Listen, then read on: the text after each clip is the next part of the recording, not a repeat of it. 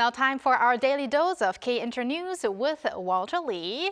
Walter, you mentioned before you have some sweet news today, and we're going to start with Coachella news. Yes, some sweet news on your way. Yes, Coachella, the largest festival, the music festival, sorry, in the US is underway, and Friday local time, BLACKPINK's Lisa was the first to represent the K-pop genre. She's been the first to do a lot recently. Now performing at the Sahara Stage, Lisa performed tracks from her solo collections such as Thunder, Rockstar, New Woman, Lalisa, plus many more. Lisa's performance received praise for her costumes as well as her choreography as well. Now she is set to perform again in a week's time on the 18th, so you can look out for that. And on Saturday as well, boy group ENHYPEN became the first K-pop boy group to perform at the world-famous music festival as well. Now, ENHYPEN were backed by a live band and delivered a total of 13 songs, which is around an hour show. They will return on the 19th for their second performance. Right, and I also believe BLACKPINK's Jennie just performed a couple of hours ago, so we're also looking forward to hearing how that went later on.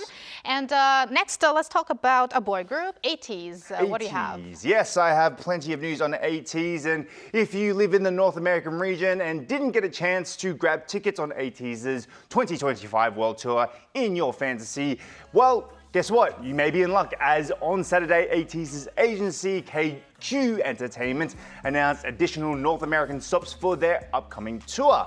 Now, the Orlando concert, originally scheduled for July 27th, have added another day, making a show on the 21st, now making it a two-day event. And also the Los Angeles concert, initially set for August 8th, will also be a two-day concert, adding August 9th to their show as well. Now, ATEEZ will now perform a total of 14 shows across 12 cities, including New York, Orlando, Chicago, San Jose, Los Angeles, Mexico City, and many more.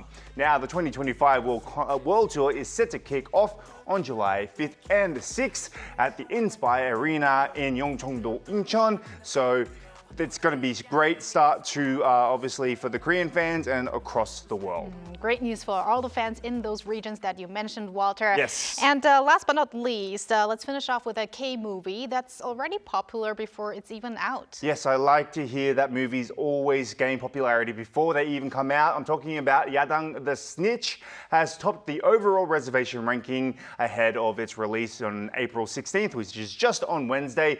Now, on Monday, the film announced that it had maintained the #1 spot in overall ticket reservations for 3 consecutive days since reaching the top on Saturday. Now, starring Kang Han-ul as well as Yoo Hae-jin and as well as Park Hae-jun, Yadang the Snitch is a crime action film that follows a broker who runs South Korea's drug trade, an ambitious, power-hungry prosecutor, and also a detective who puts everything on the line to crack down on drug crimes here in Korea.